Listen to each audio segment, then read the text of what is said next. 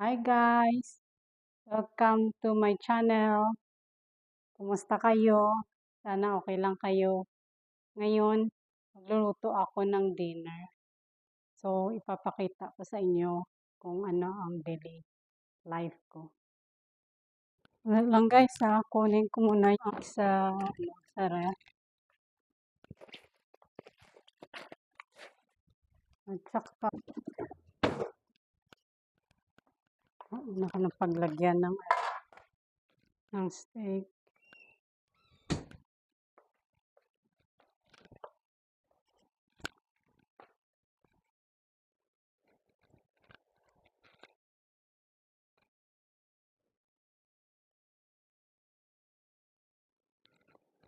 Guys,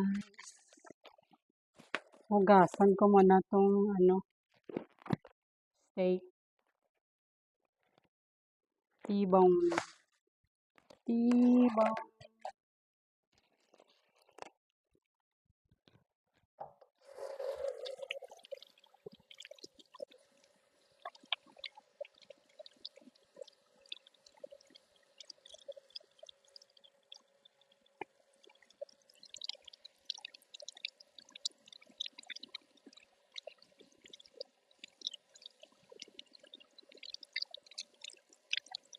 Kumusta kayo guys? Kumusta ang araw nyo?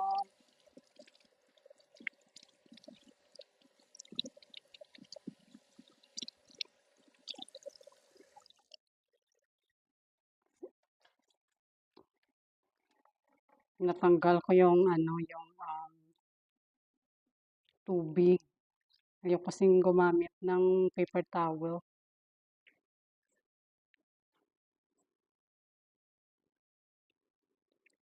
So, na-squish ko na lang yung karne para tanggal yung tubig.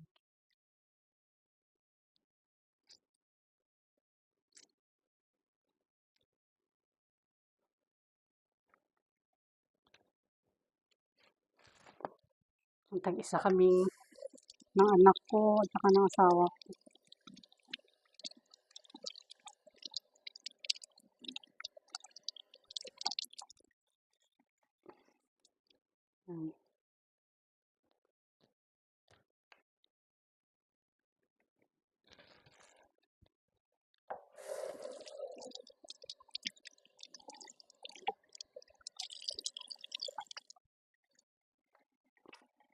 Lamigan sa labas.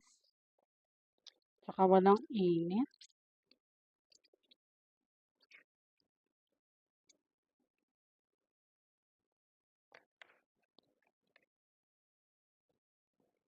Ayan. Tapos,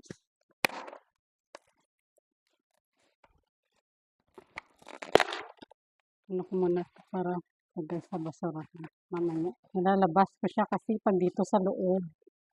Yung nilalagay ko sa basurahan, nangangamoy. Para hindi mangamoy yung trash can namin dito sa loob ng bahay.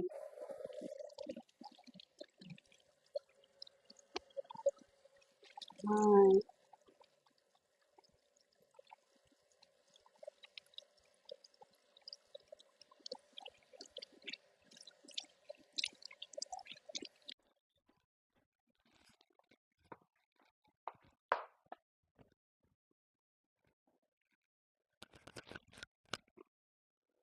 So guys, lagyan ko muna ng seasoning yung steak. Ito siya guys, tibong. Malaki siya, pero hindi siya masyado makapal.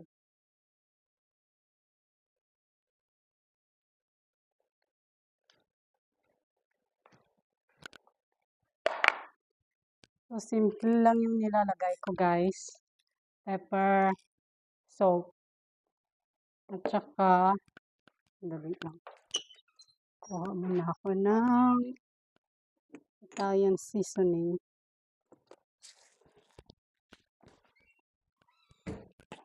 Umpisa na tayo mag-season ng karne. So, ito siya guys, ano lang yung nilalagay ko. salt,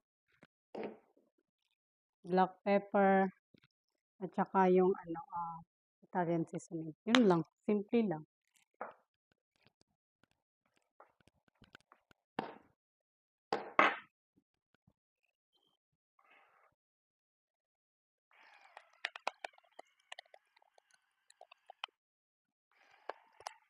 At saka hindi masyadong madaming salt para hindi siya maalat.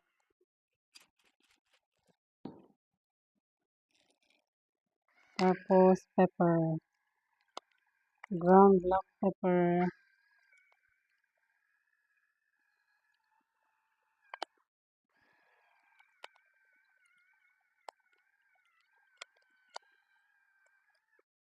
Masarap pag maraming black pepper. Tapos ang Italian seasoning.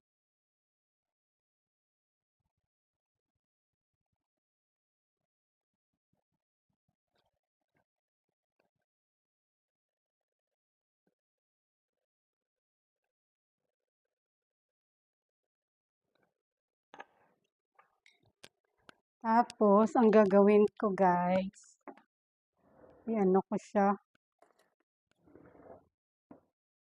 Ganunin mo. Para malambot yung karne.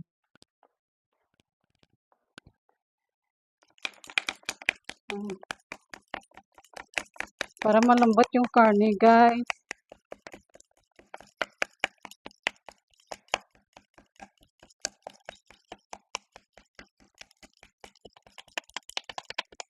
Kapag luto, malambot pa din siya. Itong tinidor lang yung ginagamit ko guys kasi meron ako yung pang yung tawag ba dito?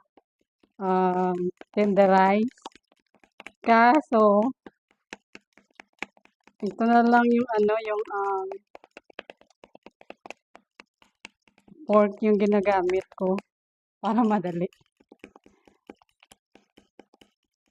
Para pagkatapos ilagay ko lang sa dishwasher. Hindi na ako maghugas. Kasi minsan, yung tawag ba dito? Yung matigas yung karne. Yung mag-ama ko, mahilig sila sa malambot na karne. Kahit yung malambot na karne, yung atin, tenderloin at saka ribeye. Ginaganito ko din siya. Tenderize ko din siya para malambot. Kahit malambot na yung karne. Pag maluto. Lalo na yung tenderloin. Malambot pero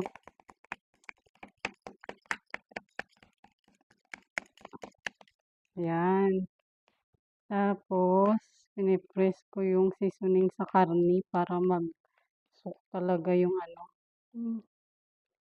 yung flavor sa karne. Yan. I-press mo lang sa karne guys. Tapos, another side.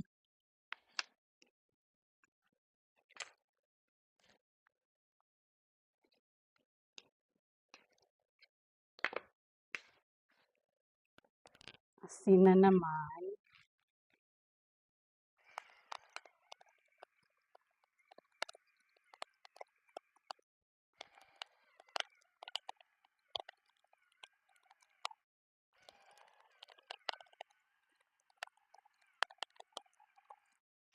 Yan. Tapos, black pepper.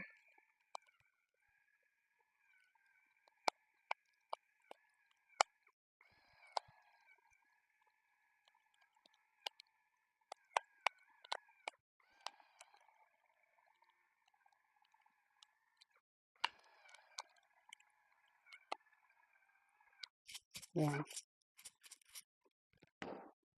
And last is Italian seasoning.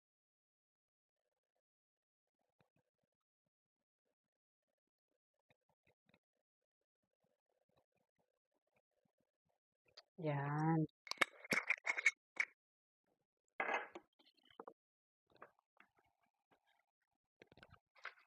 Tapos, tenderize ulit natin sa kabila.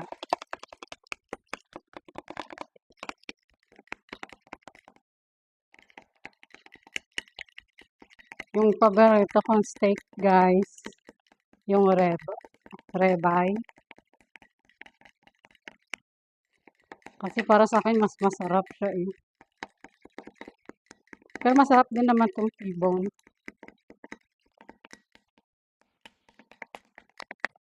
Ayan. Tapos, press natin yung seasoning sa, karne. Press natin.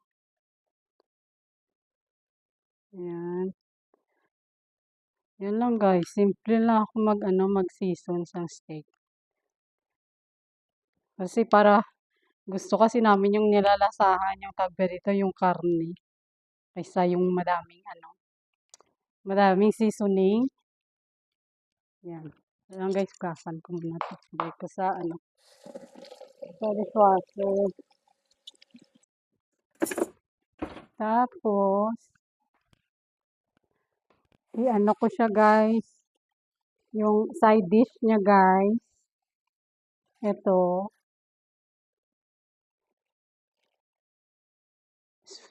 Siya. Sweet baby broccoli. Yung side dish ko. Tap, tapos, kakainin namin sa kanin. Alam mo naman, rice with life, so kanin, at saka sweet baby broccoli at saka steak. Yun lang yung dinner namin, guys. Steam ko lang siya, guys.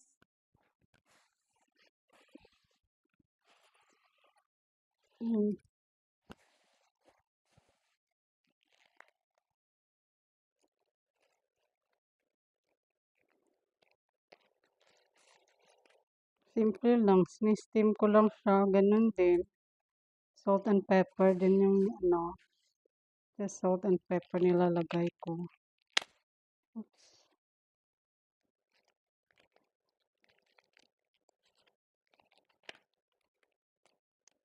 Hindi kasi ako masyadong gumagamit ng mga preservatives kaya pag nagluluto ako.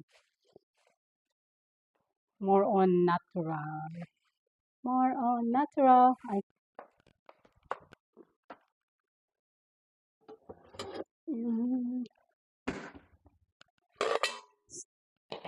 Natin siya. Gasan ko muna to guys. Kuha muna ako ng ito lang siya nilalagay ko guys. Sa nilalagyan ko ng tubig dito. Tapos, ayan lang siya.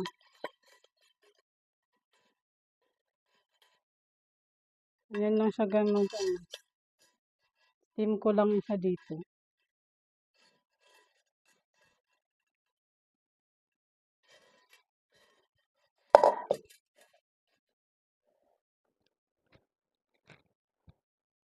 Guys. Dali guys, natin. Hugasan ko yung broccoli.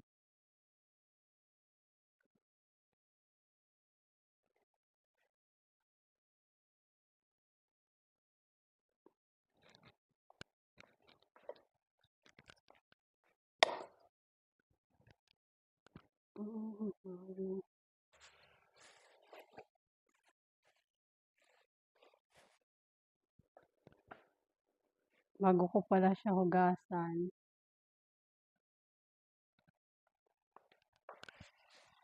Natanggal ko muna yung guys, yung ito nyo, bago ko siya hugasan. Ito kasi matigas. Ito yung lulutuin ko.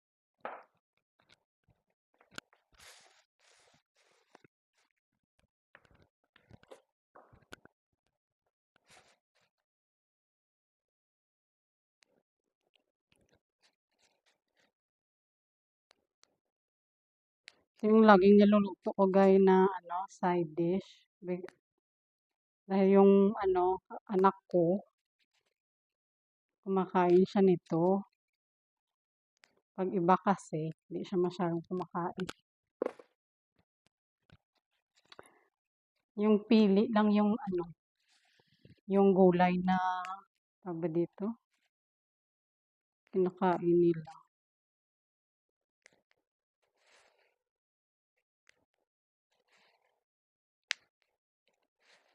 Tingnan ko kung ubusin ko ba 'to, parang madami siya. Guys, hugasan ko yung broccoli.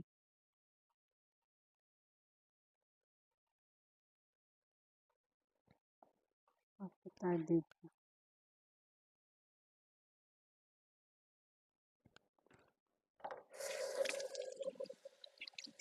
Ay, ano natin 'to para hindi siya maanghang. Hindi ko na nilalagay sa bowl.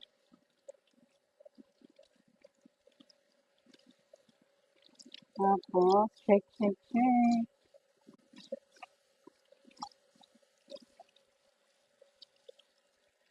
Yan, mamaya ko na rearrange 'to.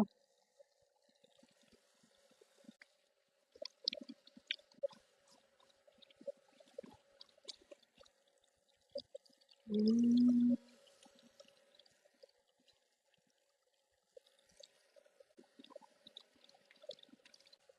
alas 4 na guys, mag-alas 4 ang hapon. Ayan na siya guys. Tapos, ano, i-arrange ko siya.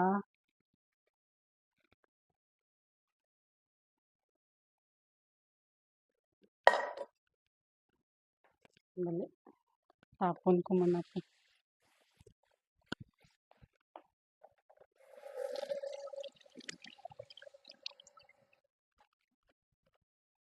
Okay guys. I-ano ko, rearrange yung ano natin, yung broccoli.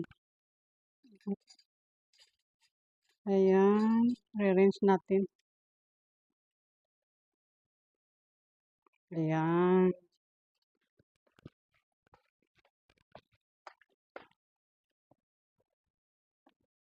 Tapos guys, ano, lagyan ko siya ng, ito na siya, lagyan ko siya ng tubig.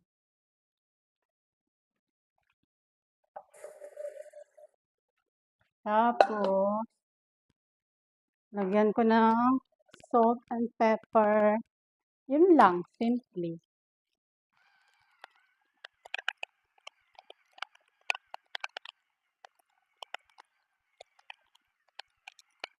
Medyo maraming salt guys, kasi ano, um, para manuot yung ano niya, yung flavor. Si gulay. Tapos, black pepper.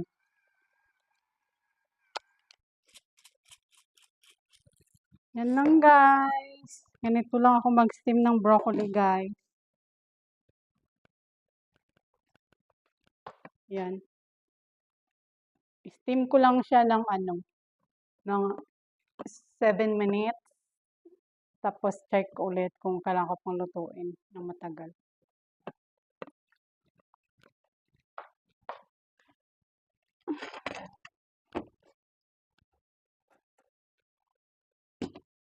Sa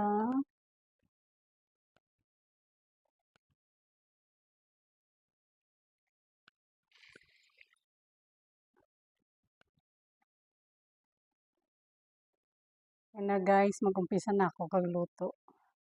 Ninit ko na yung ano, cast iron.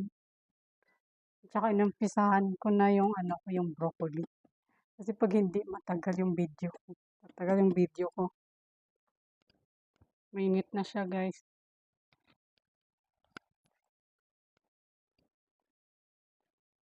Yan. Lagay ko na yung steak. Ito na siya.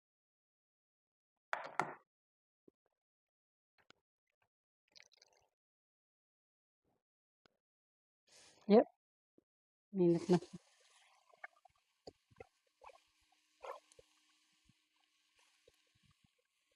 Hindi ko na siya nilagyan ng oil guys.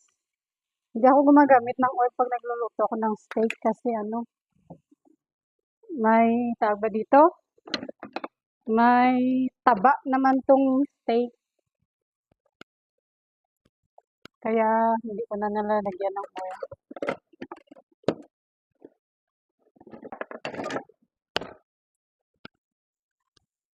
Mabilis lang to guys. Bali, depende kung anong tawag ba dito, anong gusto mong luto ng steak, rare, medium, or medium well, or well done.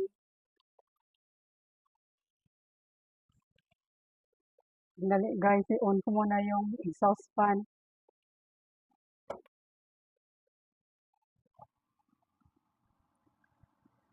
Ay, narinig niyo ba ako guys? Kasi in-on ko siya eh.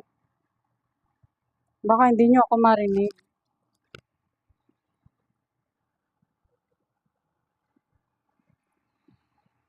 So, bali mga 2 minutes, piniflips ko siya. Wala pang 2 minutes.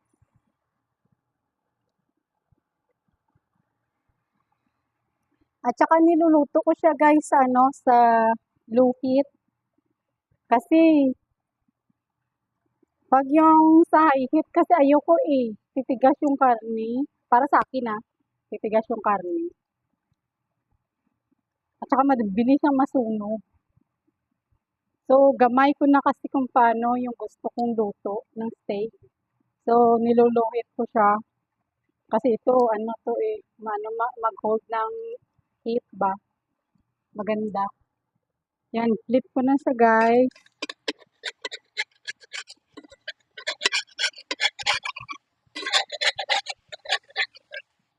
Para nag-sear lang siya guys, nag-sear.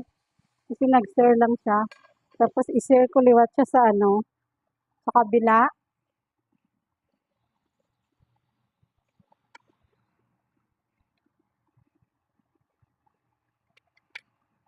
Another 2 minutes.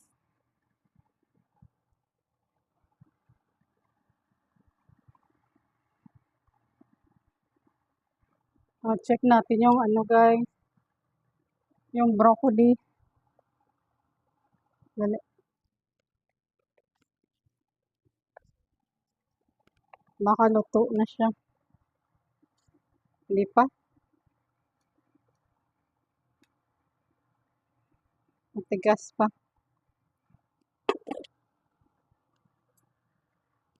Ano na siya guys, sinim ko na siya ng 8 minutes, 7 minutes na. Hindi pa siya hindi pa siya malambot.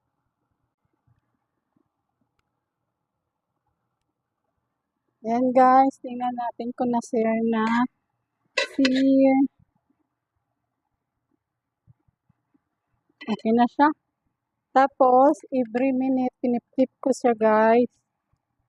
Yan.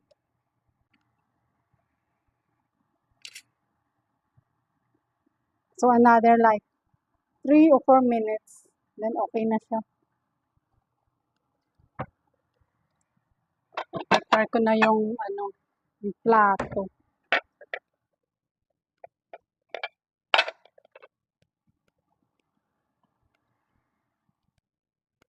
Kuha man ako ng malinis na kutsara kasi ito yung sa hindi pa luto na karne. Ito naman sa pagluto na. Okay guys, flip ulit natin.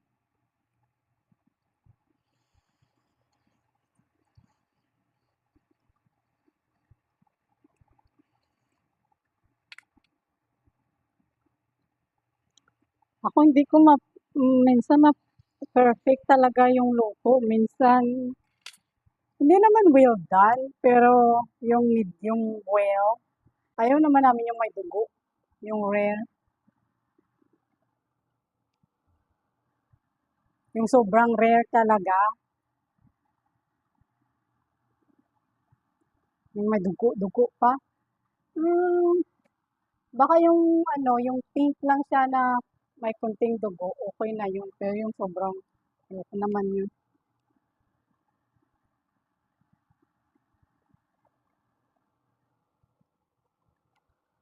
Ay, one more.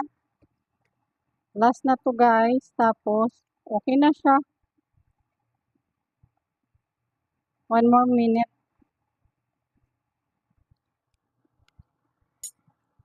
Luto na to.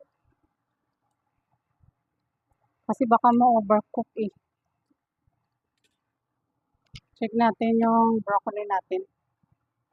Okay.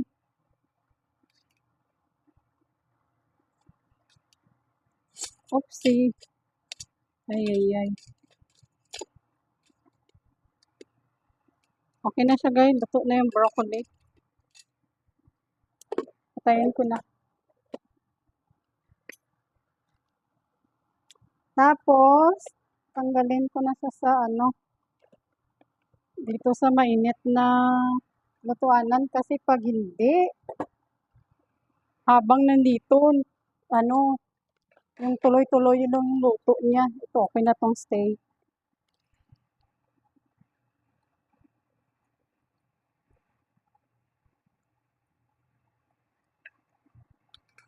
Yan guys.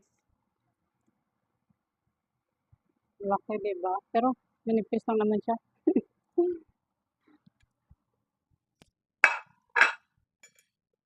Tapos, painitin muna natin to saka natin ilagay yung pangalawa.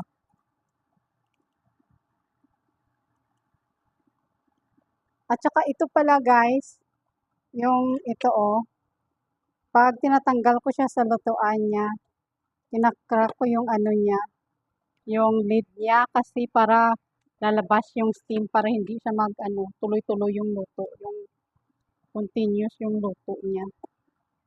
So, lagay na natin yung pangalawa. Last na yung sasawa ko kasi para mainit pag-uwi niya.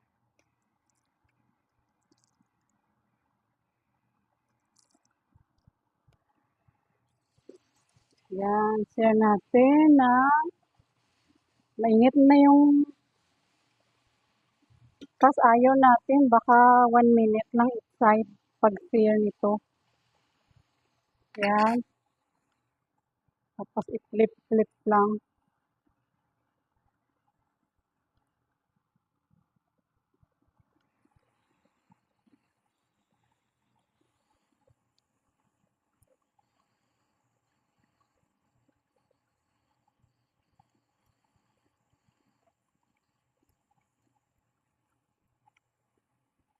So, okay guys, maano na yung video ko, mahaba na siya guys. Mahaba na siya. So, tawag ba dito? Save ko muna to. Hindi ko na i-video. Ayan na siya na siya. Hindi ko na siya i-video guys. Yung natira na steak. So, ayoko naman yung sobrang haba. Baka ma-bored kayo ba. So, thank you guys sa panonood. Don't forget to like, share, comment, and subscribe. Sa susunod ulit. Bye!